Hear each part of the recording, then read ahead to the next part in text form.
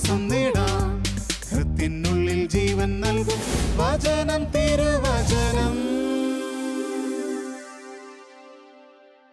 മിശിഹായിൽ സ്നേഹമുള്ള സഹോദരരെ, യാക്കോബ് ശ്ലീഹായുടെ ലേഖനം 5-ാം അധ്യായം 16-ാമത്തെ വാക്യത്തിൽ നാം ഇപ്രകാരം വായിക്കുന്നു: നിങ്ങൾ സൗഖ്യം പ്രാപിക്കുവാനായി പരസ്പരം പാപങ്ങൾ ഏറ്റുപറയുകയും പ്രാർത്ഥിക്കുകയും ചെയ്യുവിൻ.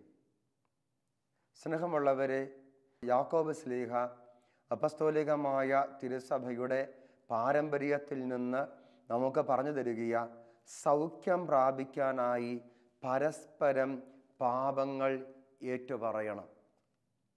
പലപ്പോഴും ഈ കാലഘട്ടത്തിൽ തിരുസഭയുടെ പൗരോഹിത്യത്തെക്കുറിച്ചും പൗരോഹിത്യത്തിൻ്റെ ശുശ്രൂഷകളെക്കുറിച്ചും അതിൽ ഏറ്റവും സാമൂഹ്യപരമായി പ്രാധാന്യമുള്ള ഈ കുംഭസാരം എന്ന കൂദാശിയെക്കുറിച്ചുമൊക്കെ പലതരത്തിലുള്ള അപവാദങ്ങളും പലതരത്തിലുള്ള തെറ്റായ വിശദീകരണങ്ങളും വ്യാഖ്യാനങ്ങളുമൊക്കെ കേൾക്കുകയും പറയുകയും ചെയ്യുന്ന ഒരു കാലഘട്ടമാണ്. അതുകൊണ്ട് തന്നെ ഈ ദൈവത്തിൻ്റെ വചനത്തിൻ്റെ വെളിച്ചത്തിൽ വിശുദ്ധ യാക്കോബിൻ്റെ ലേഖനം 5-ാം അധ്യായം 16-ാമത്തെ വാക്യത്തിൻ്റെ വെളിച്ചത്തിൽ ഈ കുംഭസാരം എന്ന കൂദാശയുടെ ദൈവവചനാധിഷ്ഠിതമായ ദൈവശാസ്ത്രപരമായ അടിസ്ഥാനം എന്താണ് എന്ന് മനസ്സിലാക്കുന്നത് ഉചിതമാണ്. വചനത്തിൽ നാം വായിക്കുകയാണ്, നിങ്ങൾ സൗഖ്യം പ്രാപിക്കാനായി പരസ്പരം പാപങ്ങൾ ഏറ്റുപറയുക. നമുക്കറിയാം, വിശുദ്ധ മർക്കോസിന്റെ സുവിശേഷം 2-ാം അധ്യായം 1 മുതൽ 12 വരെയുള്ള വാക്യങ്ങളിൽ നാം ഈശോ ഒരു തളർവാദ രോഗിയെ സുഖപ്പെടുത്തുന്ന ഒരു സംഭവം നമ്മൾ വായിക്കുന്നുണ്ട്. ഈ തളർവാദ രോഗിയോട് ഈശോ എന്താ പറയുന്നത്? ഈശോ പറയുന്നു, നിന്റെ പാപങ്ങൾ ക്ഷമിക്കപ്പെട്ടിരിക്കുന്നു എന്ന് പറഞ്ഞാൽ ഈശോ ആ വ്യക്തിയോട് രോഗസൗഖ്യത്തിന് വേണ്ടി കുറേ പേര് ചേർന്ന് ഈശോയുടെ അടുക്കൽ കൊണ്ടുവന്ന ആ തളർവാദ രോഗിയോട് ഈശോ പറയുന്നത്, നിന്റെ പാപം ക്ഷമിക്കപ്പെട്ടിരിക്കുന്നു എന്ന് പറഞ്ഞാൽ പാപത്തിൻ്റെ ക്ഷമയും രോഗത്തിൻ്റെ സൗഖ്യവും തമ്മിൽ ആത്മീയമായ, വൈകാരികമായ, ശാരീരികമായ ഒരു പാരസ്പര്യതയുണ്ട് എന്ന് ഈശോ തൻ്റെ വചനത്തിലൂടെ സുവിശേഷത്തിലും ലേഖനത്തിൽ യാക്കോബ് ശ്ലീഹയുടെ ലേഖനത്തിലൂടെയും പരിശുദ്ധാത്മാവ് നമുക്ക് വ്യക്തമാക്കി തരുകയും ഇത് ഈ കാലഘട്ടത്തിലെ ഒരു ആത്മീയ ചിന്ത മാത്രമല്ല, പിന്നെയോ അതിന് വളരെ ശാസ്ത്രീയമായ അടിത്തറയുണ്ട് എന്ന് ആധുനിക സമകാലിക മനഃശാസ്ത്രവും നമുക്ക് പറഞ്ഞു തരുന്നുണ്ട്. സൈക്കോസമാറ്റിക് എന്ന കാറ്റഗറിയിൽ പെടുന്ന രോഗങ്ങൾ, മാനസിക ശാരീരികമായ രോഗങ്ങൾ, മാനസിക കാരണങ്ങൾ കൊണ്ടുണ്ടാകുന്ന ശാരീരിക രോഗങ്ങൾ, ശാരീരികമായ പ്രത്യേകതകൾ കൊണ്ട് ഉണ്ടാകുന്ന മാനസികമായ അസ്വസ്ഥതകൾ, ഇവയെ നമുക്ക് വേർതിരിച്ച് കാണുവാൻ സാധിക്കാത്ത വിധം അവ പരസ്പരം ഒന്ന് തന്നെയാണ് എന്ന്. ഇനി സ്നേഹമുള്ളവരെ, നമുക്കറിയാം, മനുഷ്യൻ്റെ ഒട്ടുമിക്ക മാനസിക അസ്വസ്ഥതകൾക്കും കാരണമായി മാറുന്ന ഒരു സംഗതി കുറ്റബോധവും നഷ്ടബോധവും നിരാശയും ആത്മനിന്ദയും സ്വയം വെറുപ്പും ഒക്കെയാണ് എന്ന് മനഃശാസ്ത്രം, ആധുനിക സമകാലിക മനഃശാസ്ത്രം നമുക്ക് പറഞ്ഞു തരുന്നുണ്ട്. മനുഷ്യൻ്റെ വൈകാരികതകളെ വളരെയധികമായി അസ്വസ്ഥപ്പെടുത്തുന്ന, മനുഷ്യൻ്റെ മനസ്സിനെ ഭാരപ്പെടുത്തുന്ന ഒരു പ്രധാനപ്പെട്ട സംഗതി പാപം അവൻ്റെ മനസ്സിൽ സൃഷ്ടിക്കുന്ന കുറ്റബോധവും നഷ്ടബോധവും നിരാശയും ആത്മനിന്ദയും സ്വയം വെറുപ്പുമൊക്കെയാണ്. ഇത്തരത്തിലുള്ള മാനസികമായ ഭാരപ്പെടലുകൾ കൊണ്ട് ഉണ്ടാകുന്ന വൈകാരികമായ മുറിവുകളും ഭാരങ്ങളും അസ്വസ്ഥതകളും രോഗങ്ങളിലേക്ക് നയിക്കുന്നുവെന്ന് മനഃശാസ്ത്രം നമുക്ക് പറഞ്ഞു തരുന്നു. പലതരത്തിലുള്ള രോഗങ്ങൾക്ക് അത് കാരണമാകുന്നുവെന്ന്. അതുകൊണ്ട് തന്നെ പാപത്തിൻ്റെ ക്ഷമ അല്ലെങ്കിൽ പാപത്തിന് ദൈവം നൽകുന്ന കരുണ ഒരു വ്യക്തി തൻ്റെ വൈകാരിക മാനസിക തലങ്ങളിലേക്ക് സ്വീകരിക്കുമ്പോൾ അത് ശാരീരികമായ സൗഖ്യത്തിനും കാരണമാവുകയും അത് മനസ്സിൻ്റെ സൗഖ്യത്തിന്, ആത്മാവിൻ്റെ മനസ്സിൻ്റെ, ശരീരത്തിൻ്റെ അഥവാ ഒരു വ്യക്തിത്വത്തിൻ്റെ സമഗ്രമായ സൗഖ്യത്തിന് അത് കാരണമാകുന്നുവെന്ന് ദൈവത്തിൻ്റെ വചനം നമ്മെ പഠിപ്പിക്കുകയും അതുകൊണ്ട് യാക്കോബ് ശ്ലീഹ തൻ്റെ ലേഖനത്തിൻ്റെ 5-ാമത്തെ അധ്യായത്തിൻ്റെ 16-ാമത്തെ വാക്യത്തിൽ പറയുന്നത്, നിങ്ങൾ സൗഖ്യം പ്രാപിക്കുവാൻ വേണ്ടി പരസ്പരം പാപങ്ങൾ ഏറ്റുപറയുകയും പ്രാർത്ഥിക്കുകയും ചെയ്യുക എന്ന്. എന്നാൽ സ്നേഹമുള്ള സഹോദരരെ, എങ്ങനെയാ പരസ്പരം പാപങ്ങൾ ഏറ്റുപറയുന്നത്? പാപം ഏറ്റുപറയണമെന്ന് പഴയ നിയമത്തിൽ നമ്മൾ വായിക്കുന്നുണ്ട്. ഹോശിയ പ്രവാചകന്റെ പുസ്തകം 14-ാം അധ്യായം 1-2 വാക്യങ്ങൾ, ഇസ്രായേൽ നിന്റെ ദൈവമായ കർത്താവിലേക്ക് തിരിച്ചു വരിക. എന്തിനു വേണ്ടിയാ തിരിച്ചു വരാൻ പറയുന്നത്? യെശയ്യാ പ്രവാചകന്റെ പുസ്തകം 1-ാം അധ്യായം 18-ാമത്തെ വാക്യത്തിലൂടെ ദൈവമായ കർത്താവ് തന്റെ ജനത്തോട് പറയുകയാ, വരുവിൻ നമുക്ക് രമ്യതപ്പെടാം. തിരിച്ചു വാ, വരുവിൻ നമുക്ക് രമ്യതപ്പെടാം. സ്നേഹമുള്ള സഹോദരരെ, ദൈവവുമായി രമ്യതപ്പെടേണ്ടതിന് നിങ്ങൾ തിരിച്ചു വാ. ദൈവവുമായി ഒരു അനുരഞ്ജനം സാധ്യമാകുവാൻ നിങ്ങൾ ദൈവത്തെങ്കിലേക്ക് തിരിച്ചു വാ.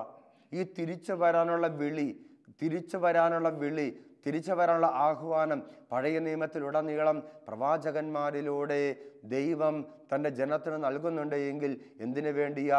ദൈവവുമായി രമ്യതപ്പെടുവാൻ നീ തിരിച്ചു വരണം. എങ്ങനെ തിരിച്ചു വരണം? ഹോസിയായിലൂടെ ദൈവം പറയുകയാ, നീ പാപങ്ങൾ ഏറ്റുപറഞ്ഞ് കർത്താവിലേക്ക് തിരിച്ചു വാ. പാപങ്ങൾ ഏറ്റുപറഞ്ഞ്, കാരണം നിന്റെ അകൃത്യങ്ങൾ മൂലമാ നിനക്ക് കാലിടറിയത്. നിന്റെ അകൃത്യങ്ങൾ മൂലമാ നിനക്ക് കാലിടറിയത് എങ്കിൽ ആ പാപങ്ങൾ ഏറ്റുപറഞ്ഞ്, ആ അകൃത്യങ്ങൾ ഏറ്റുപറഞ്ഞ് കർത്താവിലേക്ക് തിരിച്ചു വാ. ഇനി ഈ ഏറ്റുപറച്ചിൽ എങ്ങനെ ഏറ്റുപറയണം? ദൈവത്തോട് നേരിട്ട് ഏറ്റുപറഞ്ഞാൽ മതിയോ?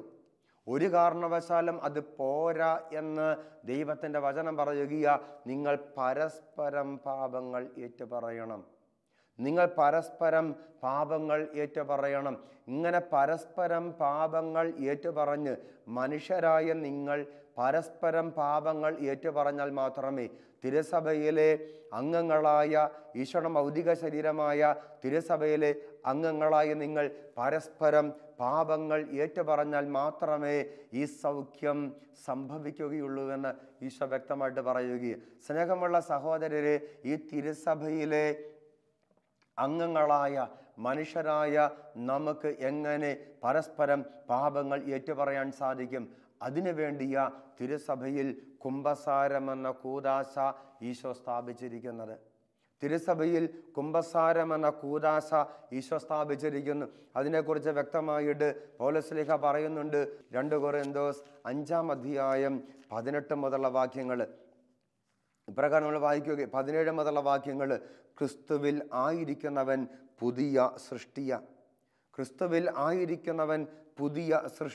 ഇവിടെ പറയുക, പഴയത് കടന്നുപോയി, ഇതാ പുതിയത് വന്നു കഴിഞ്ഞു. ഞങ്ങളെ ഈശോ വഴി തന്നോട് രമ്യതപ്പെടുത്തുകയും രമ്യതയുടെ ശുശ്രൂഷ ഞങ്ങൾക്ക് നൽകുകയും ചെയ്ത ദൈവത്തിൽ നിന്നാണ് ഇവയെല്ലാം. സ്നേഹമുള്ളവരെ, നിങ്ങൾ തിരിച്ചു വരണം. എന്തിനു വേണ്ടി തിരിച്ചു വരണം? രമ്യതപ്പെടുവാൻ വേണ്ടി. എങ്ങനെ തിരിച്ചു വരണം? പാപങ്ങൾ ഏറ്റുപറഞ്ഞുകൊണ്ട് തിരിച്ചു വരണം. ഇനി ആരുടെ അടുക്കലേക്കാ തിരിച്ചു വന്ന് പാപങ്ങൾ ഏറ്റുപറയേണ്ടത്?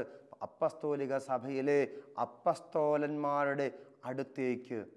അപ്പസ്തോലിക സഭയിലെ പൗരോഹിത്യ അധികാരമുള്ള അപ്പസ്തോലന്മാരുടെ പിന്തുടർച്ചക്കാരായ മെത്രാന്മാരുടെയും ആ മെത്രാന്മാര് പൗരോഹിത്യ ശുശ്രൂഷയുടെ നാണയങ്ങൾ നൽകി ആ ഉത്തരവാദിത്തം ഭരമേൽപ്പിച്ചിരിക്കുന്ന പുരോഹിതരുടെ അടുത്തേക്കും തിരിച്ചു വന്ന് അവരോട് പാപങ്ങൾ ഏറ്റുപറഞ്ഞ് പൗരോഹിത്യത്തിൻ്റെ പാപമോചകമായ ആശീർവാദം സ്വീകരിക്കുന്നെങ്കിൽ മാത്രമേ ഒരു വ്യക്തിക്ക് ഈ പാപമോചനം സ്വീകരിച്ച് രക്ഷാകരമായ സൗഖ്യത്തിലേക്ക് പ്രവേശിക്കാൻ സാധിക്കുകയുള്ളൂ എന്ന് ദൈവത്തിൻ്റെ വചനത്തിലൂടെ പരിശുദ്ധാത്മാവ് നമ്മെ ഓർമ്മപ്പെടുത്തുകയും.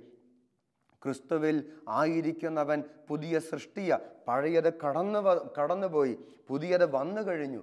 പഴയത് കടന്നുപോയി എന്ന് പറഞ്ഞാൽ നിന്റെ ഗതകാല ജീവിതത്തിൻ്റെ പാപമേഖലകളെയെല്ലാം എന്നേക്കുമായി പഴയതാക്കി നിന്റെ ജീവിതത്തിൻ്റെ ഇന്നലകളുടേത് മാത്രമാക്കി ഇന്നിൻ്റെ മേലുള്ള അവയുടെ സകല സ്വാധീനങ്ങളും, ഇന്നിൻ്റെ മേലുള്ള അവയുടെ സകല അധികാരങ്ങളും എന്നേക്കുമായി ഇല്ലാതാക്കുന്ന പാപമോചനത്തിൻ്റെ അധികാരം ഈശോ തൻ്റെ അപ്പസ്തോലന്മാരെ ഭരമേൽപ്പിക്കുക.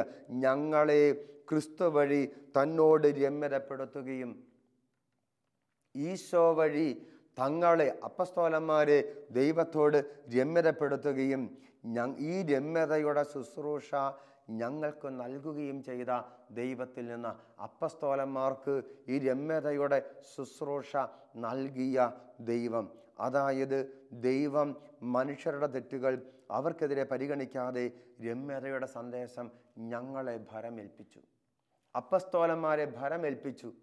സ്നേഹമുള്ള സഹോദരരെ, അപ്പസ്തോലന്മാരെ ഭരമേൽപ്പിച്ച ഈ രമ്യതയുടെ ശുശ്രൂഷ, അനുരഞ്ജനത്തിൻ്റെ ശുശ്രൂഷ, അനുരഞ്ജനത്തിൻ്റെ കൂദാശയായ കുമ്പസാരം എന്ന കൂദാശ, എന്നിട്ട് പറയുക, അതായത് ദൈവം മനുഷ്യരുടെ തെറ്റുകൾ അവർക്കെതിരെ പരിഗണിക്കാതെ രമ്യതയുടെ സന്ദേശം ഞങ്ങളെ ഭരമേൽപ്പിച്ചുകൊണ്ട് ക്രിസ്തു വഴി ഞങ്ങളിലൂടെ, ക്രിസ്തു വഴി ലോകത്തെ തന്നോട് രമ്യപ്പെടുത്തുകയായിരുന്നു.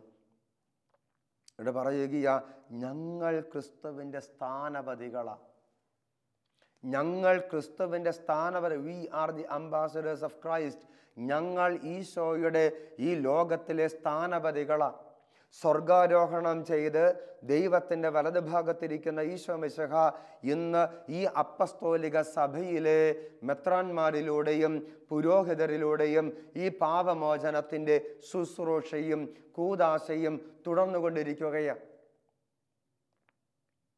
സ്നേഹമുള്ള സഹോദരരെ, നമുക്ക് ഇന്ന് ഈ പാപമോചനത്തിൻ്റെ ശുശ്രൂഷ സ്വീകരിക്കണമെങ്കിൽ ദൈവത്തോട് നേരിട്ട് പാപങ്ങൾ ഏറ്റുപറഞ്ഞാൽ പോരാ, ദൈവത്തോട് പ്രാർത്ഥിച്ചാൽ പോരാ.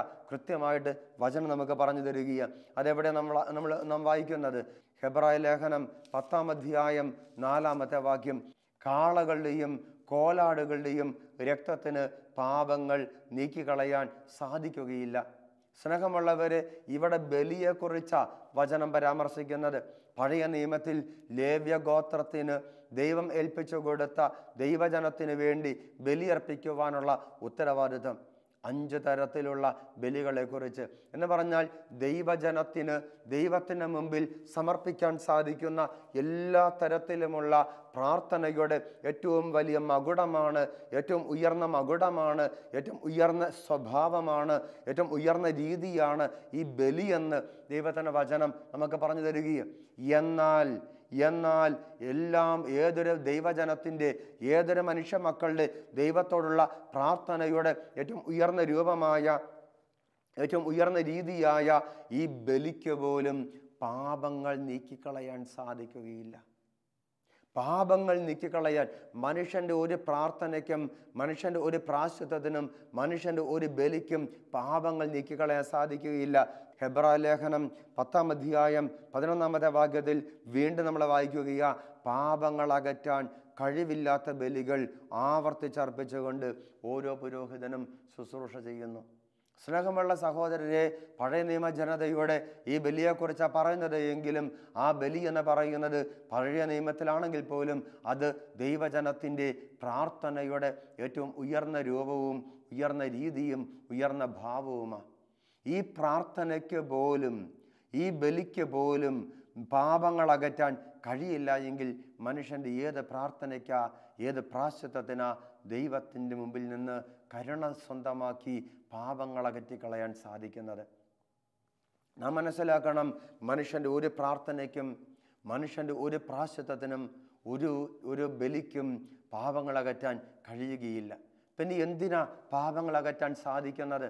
സ്നേഹമുള്ളവരെ, വിശുദ്ധ മത്തായിയുടെ സുവിശേഷം 18-ാം അധ്യായം 18-ാമത്തെ വാക്യത്തിൽ 12 അപ്പസ്തോലന്മാരോടായിട്ട്, അഥവാ തിരുസഭയുടെ ഏറ്റവും സൂക്ഷ്മ രൂപമായ 12 അപ്പസ്തോലന്മാരോടായിട്ട് വിശുദ്ധ മത്തായിയുടെ സുവിശേഷം 18-ാം അധ്യായം 15 മുതൽ വാക്യങ്ങളിൽ സഭയ്ക്ക് നൽകിയിരിക്കുന്ന അധികാരങ്ങളെക്കുറിച്ച് ഈശോ അവിടെ പറയുന്നത്. സഭയ്ക്ക് ചില അധികാരങ്ങൾ പറയുക, അവൻ സഭയെ അനുസരിക്കുന്നില്ല എങ്കിൽ, സഭയെപ്പോലും അനുസരിക്കുന്നില്ല എങ്കിൽ അവൻ നിനക്ക് വിജാതീയനെ പോലെയും ചുങ്കക്കാരനെ പോലെയും ആയിരിക്കട്ടെ എന്ന് പറഞ്ഞിട്ട് 18 മുതൽ വാക്യങ്ങളിൽ സത്യമായി ഞാൻ നിങ്ങളോട് പറയുന്നു, സത്യമായി ഞാൻ നിങ്ങളോട് പറയുന്നു, സഭയോടായിട്ടാണ് പറയുന്നത്, സഭയോടായിട്ടാണ് പറയുന്നത്. സഭയുടെ അടിസ്ഥാന സ്വഭാവമുള്ള, അടിസ്ഥാന പ്രാതിനിധ്യ സ്വഭാവമുള്ള അപ്പസ്തോലന്മാരുടെ കൂട്ടായ്മയോട് ഈശോ പറയുന്നത്, സത്യമായി ഞങ്ങൾ പറയുന്നു, നിങ്ങൾ ഭൂമിയിൽ കെട്ടുന്നതെല്ലാം സ്വർഗത്തിലും കെട്ടപ്പെട്ടിരിക്കും, നിങ്ങൾ ഭൂമിയിൽ അഴിക്കുന്നതെല്ലാം സ്വർഗത്തിലും അഴിക്കപ്പെട്ടിരിക്കും. വീണ്ടും ഞാൻ നിങ്ങളോട് പറയുന്നു, നിങ്ങൾ ഭൂമിയിൽ ചേർന്ന് ചോദിക്കുന്ന ഏത് കാര്യവും എന്ന് പറഞ്ഞാൽ സഭയ്ക്ക് അതിൻ്റെ കൂട്ടായ്മയിൽ, സഭയ്ക്ക് ഈശോയോടും പരസ്പരവുമുള്ള കൂട്ടായ്മയിൽ വലിയ അധികാരം ഉണ്ട് എന്ന് ദൈവം പറയുകയും, വലിയ അധികാരമുണ്ട് എന്ന് ഈശോ പറയുകയും, നിങ്ങൾ ഭൂമിയിൽ കെട്ടുന്നതെല്ലാം സ്വർഗത്തിലും കെട്ടപ്പെട്ടിരിക്കും. എന്ത് കെട്ടുവാനും എന്തഴിക്കുവാനുമുള്ള അധികാരമാണ് ഈശോ നൽകിയത് എന്ന് വിശുദ്ധ യോഹന്നാന്റെ സുവിശേഷം 20-ാം അധ്യായം 23-ാമത്തെ വാക്യം, നിങ്ങൾ ആരുടെ പാപങ്ങൾ ക്ഷമിക്കുന്നുവോ അവ അവരോട് ക്ഷമിക്കപ്പെട്ടിരിക്കും, നിങ്ങൾ ആരുടെ പാപങ്ങൾ ബന്ധിക്കുന്നുവോ അവ ബന്ധിക്കപ്പെട്ടുമിരിക്കും. നിങ്ങൾ ആരുടെ പാപങ്ങൾ ക്ഷമിക്കുന്നുവോ അവ ക്ഷമിക്കപ്പെട്ടിരിക്കും, നിങ്ങൾ ആരുടെ പാപങ്ങൾ ബന്ധിക്കുന്നുവോ അവ ബന്ധിക്കപ്പെട്ടിരിക്കും. സ്നേഹമുള്ളവരെ, പാപം ബന്ധിക്കുവാനും പാപം അഴിക്കുവാനുമുള്ള അധികാരം ഈശോ തൻ്റെ അപ്പസ്തോലന്മാർക്ക് നൽകുകയും അപ്പസ്തോലന്മാരുടെ തുടർച്ചയായിട്ടുള്ള മെത്രാന്മാർക്ക് നൽകുകയും ആദിമസഭയിലെ മെത്രാനായിരുന്ന, ആദിമസഭയിലെ എപ്പിസ്കോപ്പോയിമാരിൽ ഒരാളായിരുന്ന, മെത്രാന്മാരിൽ ഒരാളായിരുന്ന തിമോത്തിയോസിന് എഴുതിയ 2-ാമത്തെ ലേഖനത്തിൻ്റെ 1-ാമത്തെ അധ്യായത്തിൻ്റെ 6-ാമത്തെ വാക്യത്തിൽ അപ്പസ്തോലനായ പൗലോസ്ലീഹ പറയുക, എൻ്റെ കൈവെപ്പിലൂടെ നിനക്ക് ലഭിച്ച ദൈവിക വരം എന്ന് പറഞ്ഞാൽ, ഈ കൈവെപ്പിലൂടെയുള്ള അപ്പസ്തോലികമായ ശ്ലൈഹികമായ പിന്തുടർച്ചയുടെ സൂചന നമുക്ക് ദൈവത്തിൻ്റെ വചനത്തിൽ ലഭിക്കുകയാണ്. അങ്ങനെ ദൈവവചനത്തിൽ ഈ അപ്പസ്തോലികമായ പിന്തുടർച്ചയുള്ള ഏതൊരു പുരോഹിതനും പാപങ്ങൾ മോചിക്കുവാനുള്ള അധികാരം ഈശോ നൽകിയിരിക്കുകയാണ്. അങ്ങനെ പാപം ചെയ്ത് ദൈവത്തിൽ നിന്ന് അകന്നു പോയ ഏതൊരു വ്യക്തിയെയും രമ്യതയോടെ ഈ ശുശ്രൂഷയിലൂടെ ഈശോയിലേക്ക് തിരികെ കൊണ്ടുവരുവാനുള്ള അധികാരവും അവകാശവും ഉത്തരവാദിത്വവും ഈശോ തൻ്റെ പുരോഹിതരെ ഭരമേൽപ്പിക്കുകയാണ്. ഈ പുരോഹിതരിലൂടെ മാത്രമേ ഈ പാപമോചനത്തിൻ്റെ പരിണത ഫലമായ ദൈവവുമായുള്ള രമ്യപ്പെടലും സംഭവിക്കുകയുള്ളൂവെന്ന് ദൈവത്തിൻ്റെ വചനം നമുക്ക് കൃത്യമായിട്ട് അർത്ഥശങ്കയ്ക്കിടയില്ലാതെ വ്യക്തമായിട്ട് പറഞ്ഞു തരികയാണ്. സ്നേഹമുള്ള സഹോദരരെ, ഇത്രമാത്രം ദൈവത്തിൻ്റെ വചനത്തിൽ കൃത്യമായ സൂചന ഈ കുമ്പസാരം എന്ന കൂദാശയെക്കുറിച്ചും കുമ്പസാരം എന്ന കൂദാശയിലൂടെ മാത്രം സാധ്യമാകുന്ന പാപമോചനത്തിൻ്റെ ദൈവവുമായും സഹജീവികളുമായുള്ള രമ്യപ്പെടലിനെ കുറിച്ചും നമുക്ക് ലഭിക്കുന്നുണ്ട് എങ്കിൽ, ഇന്ന് ഈ കാലഘട്ടത്തിൽ കുമ്പസാരത്തെക്കുറിച്ചും ഈ കുമ്പസാരം എന്ന കൂദാശ പരികർമ്മം ചെയ്യുവാൻ വേണ്ടി ദൈവം സഭയിൽ നിയോഗിച്ചിരിക്കുന്ന പുരോഹിതന്മാരെ കുറിച്ചുമൊക്കെ തെറ്റായ പ്രബോധനങ്ങളും തെറ്റായ പരാമർശങ്ങളും തെറ്റായ പ്രചരണങ്ങളും ഇന്ന് ലോകം നടത്തുന്നുണ്ട് എങ്കിൽ, സ്നേഹമുള്ളവരെ, നാം മനസ്സിലാക്കണം, ലോകത്തിന് അല്ലെങ്കിൽ ലോകത്തിൻ്റെ ഇത്തരത്തിലുള്ള പ്രതിലോമ ശക്തികൾക്ക് ഒരൊറ്റ ഉദ്ദേശമേ ഉള്ളൂ. ദൈവജനത്തിന്, ദൈവമക്കൾക്ക്, ദൈവം തൻ്റെ ഛായയിലും സാദൃശ്യത്തിലും സൃഷ്ടിച്ച ദൈവമക്കൾക്ക് ഈ പാപമോചനത്തിൻ്റെ സ്വർഗീയമായ അനുഗ്രഹം, ദൈവവുമായി രമ്യതപ്പെടുന്നതിൻ്റെ ഈ സ്വർഗീയമായ അനുഭവം ദൈവമക്കളുടെ, ദൈവപൈതലിൻ്റെ സ്വാതന്ത്ര്യത്തിലേക്കും സന്തോഷത്തിലേക്കും അങ്ങനെ സ്വർഗീയമായ സകല പ്രസാദപരങ്ങളും ലഭ്യമാകുന്ന ഈ ദൈവികമായ നിമിഷങ്ങളെ നിഷേധിക്കുക എന്ന ഒരൊറ്റ ഉദ്ദേശമാണ് ഈ ശക്തികൾക്കുള്ളത് എന്ന് തിരിച്ചറിയുവാനുള്ള ദൈവികമായ വിവേചനവും ദൈവികമായ ജാഗരൂകതയും ഈ കാലഘട്ടത്തിൽ ദൈവമക്കൾക്ക് ഉണ്ടാകേണ്ടതുണ്ട് എന്ന് പരിശുദ്ധാത്മാവ് വചനത്തിലൂടെ നമുക്ക് വ്യക്തമാക്കി തരികയാണ്. അതേ കാലത്തിൻ്റെ ചുവരെഴുത്തുകളെ കാലോചിതമായി വ്യാഖ്യാനിക്കുവാനുള്ള ദൈവികമായ ജ്ഞാനം ഇന്ന് അനിവാര്യമായിരിക്കുകയാണ്. അതേ സ്നേഹമുള്ളവരെ നാം തിരിച്ചറിയണം, ദൈവവചനത്തിൻ്റെ വെളിപ്പെടുത്തല തിരുസഭയിലൂടെയുള്ള ഈശോയുടെ ശുശ്രൂഷയ ഈ കുമ്പസാരം എന്ന കൂദാശ. ഒരു പുരോഹിതനിലൂടെ കുമ്പസാരക്കൂട്ടിലിരിക്കുന്ന ഈശോ തന്നെയ ഓരോ അനുതാപിയുടെ പാപസങ്കീർത്തനം നടത്തുന്ന ഓരോ അനുതാപിയുടെയും പാപങ്ങൾ മോചിച്ച് അവനെ രക്ഷയുടെ അനുഭവത്തിലേക്ക് കൂട്ടിക്കൊണ്ടുവരുന്നത്. ഒരു ദൈവ പൈതലിൻ്റെ സ്വാതന്ത്ര്യത്തിലേക്ക് നിന്റെ കഴിഞ്ഞകാല ജീവിതത്തിൻ്റെ പാപമേഖലകളെല്ലാം കടന്നുപോയതായി, അഥവാ നിന്റെ ഗതകാല ജീവിതത്തിൻ്റെ പാപമേഖലകൾക്ക് നിന്റെ വർത്തമാന ജീവിതത്തിന് മേൽ യാതൊരു അധികാരവും അവകാശവുമില്ലാത്ത വിധം ആ സ്വാധീനങ്ങളുടെ കെട്ടുകൾ അഴിച്ചുവിടുന്ന ഈ ശുശ്രൂഷ അതിന് സഭയിലൂടെയാ ഈശോ നിർവഹിച്ചു കൊണ്ടിരിക്കുന്നത്. സ്നേഹമുള്ളവർ, ഈ ശുശ്രൂഷ സഭയിൽ നിർവഹിക്കപ്പെടുന്നത് പുരോഹിതരിലൂടെയാണ്. ഈ പുരോഹിതരിലൂടെ മാത്രമേ, ഈ പൗരോഹിത്യത്തിൻ്റെ ആശീർവാദത്തിലൂടെ മാത്രമേ ഏതൊരു വ്യക്തിക്കും പാപമോചനം സാധിക്കുകയുള്ളൂ. മാമോദീസ സ്വീകരിക്കുന്നതിലൂടെ നമുക്ക് ഈ പാപമോചനം ലഭിക്കുന്നു.